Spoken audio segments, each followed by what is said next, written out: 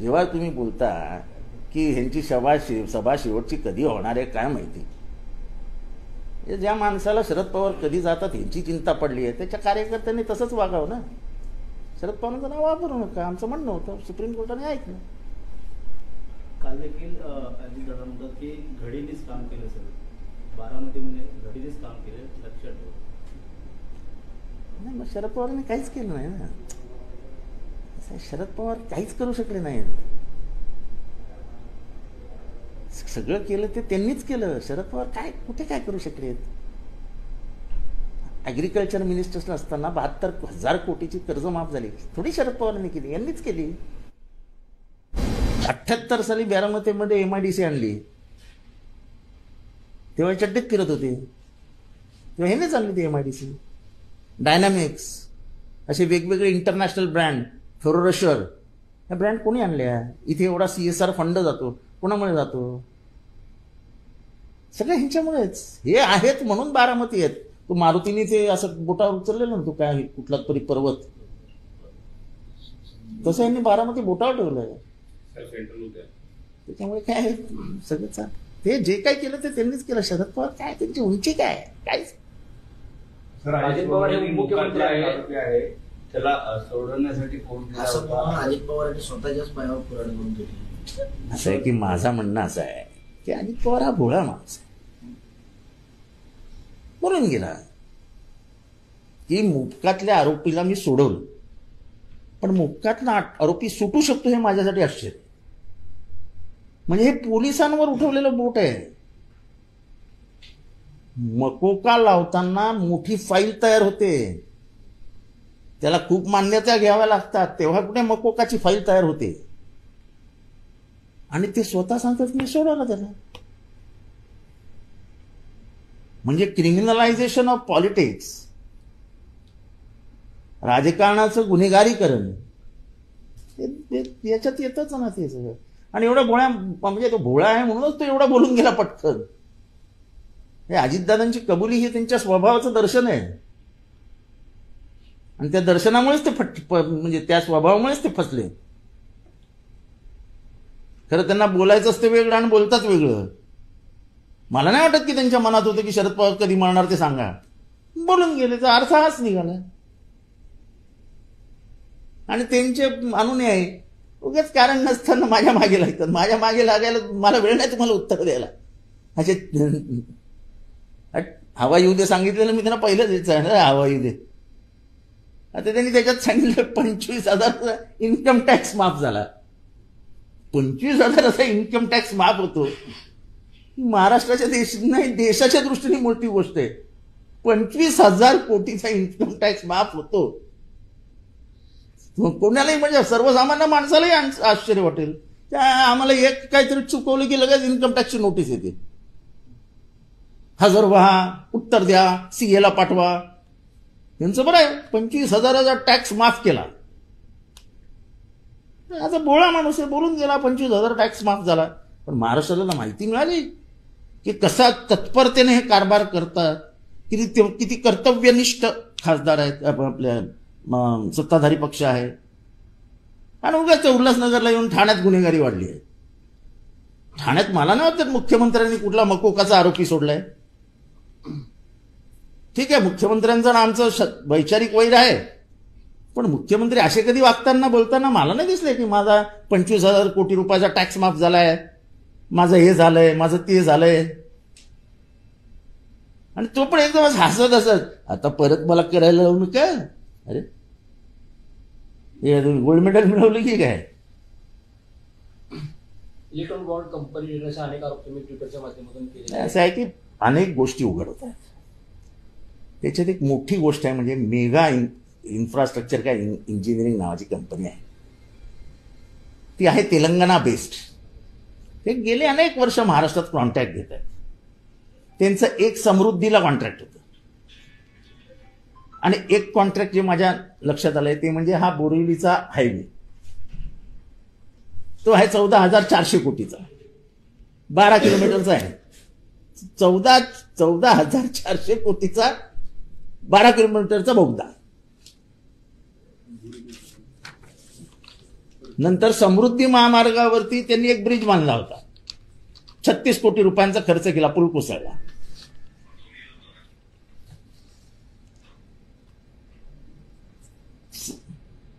समृद्धी मार्गावरती 31 किलोमीटरचा रस्ता, टेंडर 1565 कोटी रुपये, म्हणजे त्यामुळे एका किलोमीटरचा खर्च येतो 50 कोटी. आता एका किलोमीटरचा जर खर्च 50 कोटी येत असेल तर काय सोन्याच्या मुलामध्ये देणार की काय? आणि मग असंच होतं ना, म्हणजे तुम्ही टेंडर, आम्ही तुला टेंडर देतो बाबा, तू इथं टाक. आणि म्हणूनच त्यांना ते सांगायचं नव्हतं, कोणाला गुप्त ठेवायचं होतं, कोणाला कळूच द्यायचं नव्हतं. आणि एसबीआयने अजूनही चूक करून ठेवली आहे, ते पूर्ण माहिती देतच नाहीयेत. आणि तो कंटेम्प्ट ऑफ सुप्रीम कोर्ट आहे. मला वाटतं सुप्रीम कोर्टाने गांभीर्याने घ्यावं.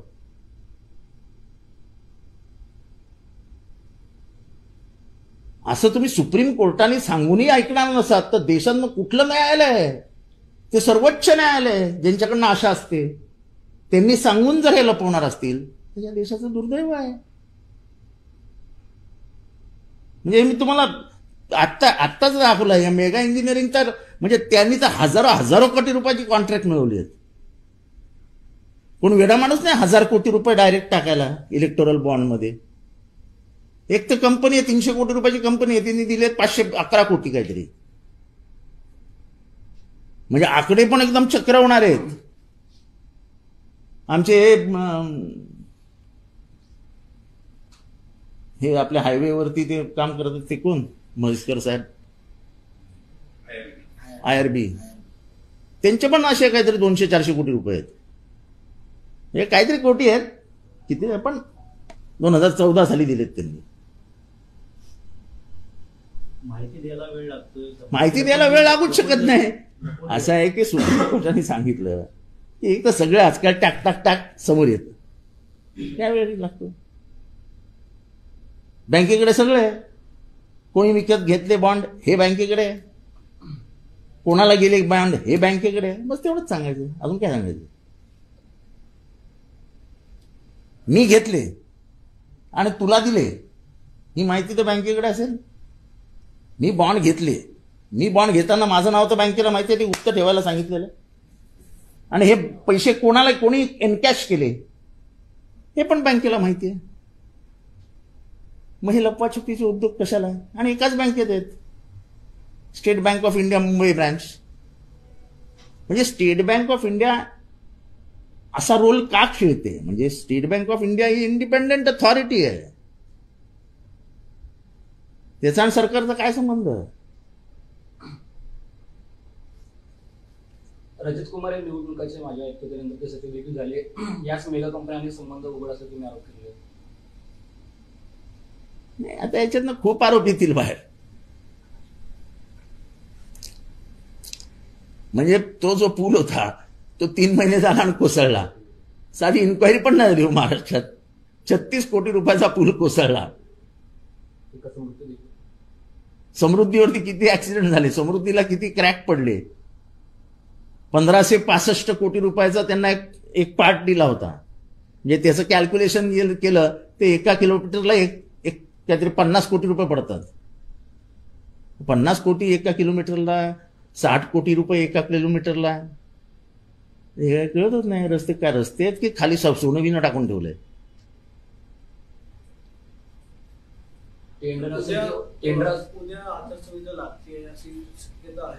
उद्या लागली काय काय, उद्या लागली काय ना आज लागली काय, काय फरक पडतो? असं आहे. दुर्दैवाची गोष्ट आहे. काँग्रेसची सगळी खाती त्यांनी बंद करून टाकली, सील्ड. सगळ्या उद्योगपतींना भीती वाटते की बाबा आम्ही तुम्हाला पैसे दिले तर आमच्या मागे लागतील.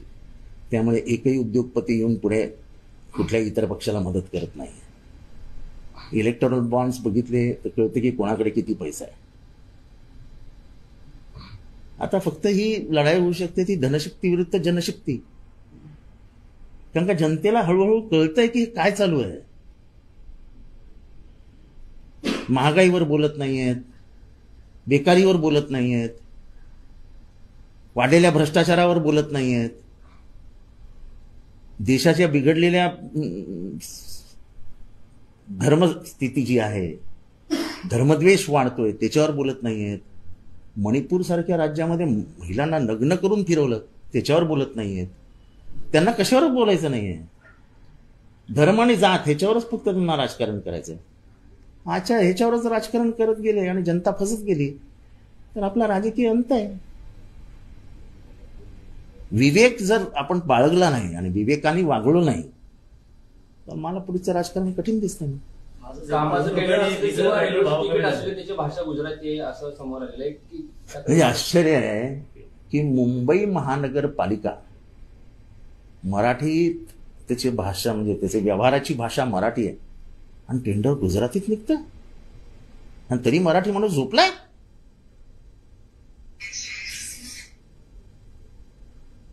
घाटकोपरचं रेल्वे तिकीट गुजरातीत निघतं. अरे मराठी माणसा उठ, तुझा महाराष्ट्र घेतायत काढून. टेंडर मुंबई महानगरपालिकेचं मराठीत निघतं. अजून काय हवंय तुम्हाला? तुमची आडनावं पण गुजरातीत लावा असं सांगतील काही दिवसांनी हे सरकार.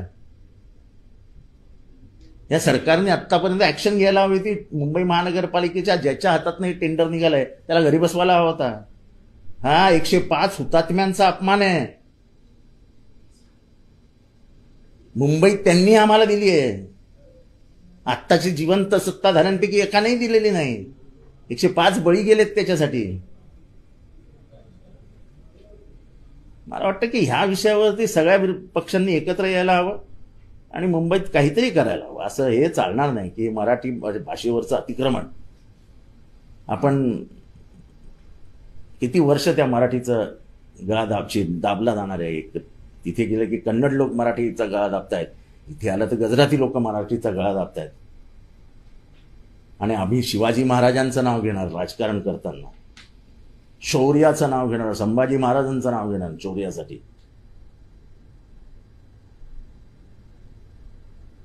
ते आपल्या रयतेसाठी रडले होते. आजची रयत मराठी आहे, त्याची भाषा मराठी आहे. त्या मराठीवर भाषेवर अन्याय होतोय आणि आपण शांत बसलो. उद्या राहुल गांधींची यात्रा इथे ठाण्यामधून जाणार आहे. कसं असेल? आपण मागणी केली होती कळवा उतरायचा असावा, कशा प्रकारे असेल? असं आहे की शेवटी महाविकास आघाडी म्हणजे इंडिया आघाडीचा ते नेते आहेत आणि त्यांनी ह्या यात्रेला अराजकीय म्हटलेलं आहे. त्यांच्या मनाचा मोठेपणा आहे की त्यांनी आपल्या राजकीय पक्षाला मोठा करायचं ठरवलं नाही तर देशातली वाढती जी काही धर्मांधता आहे, जो काही भ्रष्टाचार आहे, हे जे इलेक्टोरल बॉन्ड्स आहेत, हा सर्वात मोठा स्कॅम असेल स्वतंत्र भारताचा, हे सांगणारे पहिले राहुल गांधी होते. तेव्हा त्यांच्याकडे पप्पू म्हणून सगळ्यांनी दुर्लक्ष केलं. आज देशाला कळतंय किती हजारो कोटी रुपयांचा फ्रॉड कसा झालाय तो. त्याच्यामुळे राहुल गांधी हा एक वेगळ्या विचारांचा वेगळा माणूस आहे. राजकीय झेंडा हातात न धरता तिरंगा वाचला पाहिजे, हा देश वाचला पाहिजे, या देशाचं स्वातंत्र्य वाचलं पाहिजे, या देशाची लोकशाही वाचली पाहिजे, या विचारांनी ते बाहेर पडले. आणि जवळजवळ आता अख्खा भारत त्यांचा फिरून होत आहे. शेवटच्या टप्प्यामध्ये ते येत आहेत. ठाण्यातनं ते मुंबईकडे रवाना होतील आणि उद्या शिवाजी पार्कला मेळावा होईल आणि तिथे समाप्त होईल यात्रा. सर, महाविकास आघाडीची आज बैठक आहे, मात्र या बैठकीला आम्हाला बोलवलेलं नाही असं प्रकाश आंबेडकर म्हणतात. तर 5 जागांवरती 3ही पक्षांचा ताळमेळ नाहीये. मला त्याच्यावरती काही बोलायचं नाही. आमचा ताळमेळ झालेला आहे, आमच्यामध्ये कुठेही मतभेद नाही आहेत. आमची एवढीच इच्छा आहे आणि हात जोडून विनंती असतील प्रकाश आंबेडकरांना की तुमच्या आणि आमचे विचार सारखे आहेत. ज्या शक्तींशी लढायचे ते तुम्ही ज्या शक्तींशी लढू इच्छिता त्याच शक्तींशी आम्ही लढू इच्छितो. तुम्हाला कुठल्या जागा पाहिजे सांगा, आम्ही तुम्हाला देतो, ही आमची भूमिका आहे. आमच्यात कितीही मतभेद असले तरी आम्हाला तुम्ही हवे आहात. आम्ही आमचे मतभेद सेटल केलेले आहेत. त्याच्यामुळे मला ते आदरणीय आहेत. आंबेडकर साहेबांचे म्हणजे बाबासाहेबांचे ते वारसदार आहेत आणि रक्ताचे वारसदार आहेत. भले आम्ही विचारांचे वारसदार असू पण ते रक्ताचे वारसदार आहेत. त्यांच्या आजोबांनी लिहिलेलं संविधान जे जगातलं सर्वोत्कृष्ट संविधान मानलं जातं